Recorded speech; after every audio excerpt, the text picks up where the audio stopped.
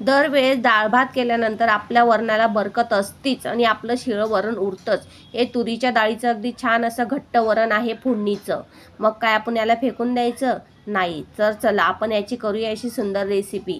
मी घेतलेलं 2 वाटी गव्हाचं पीठ, 1 वाटी तांदळाचं पीठ, त्यानंतर मी टाकलेलं आहे त्याच्यात मीठ, हळद, धण्याची पावडर, त्यानंतर मी जिरं ओवा पावडर केलेली होती ती पण त्यात टाकून घेतलेली आहे आणि थोडीशी बडीशोप टाकायची आहे.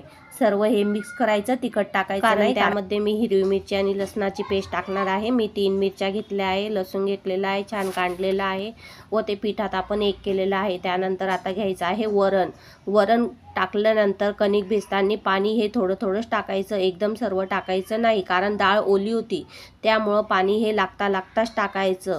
तुमच्याकडे कोथिंबीर असल्यास तुम्ही टाकू शकता. मी वरणाला फोडणी देताना टोमॅटो आणि कोथिंबीर टाकलेली होती म्हणून मी नाही टाकली. आपण कणिक अशी छान लसमसीत भिजून घ्यायची, 10 मिनटं झाकायची, नंतर तेलात मळून आपण दशम्या करू शकतो. बघू शकता आपल्या दशम्या किती कुरमरीत आणि चविष्ट छान झालेल्या आहे. नक्की बनवा, कमेंट करून सांगा.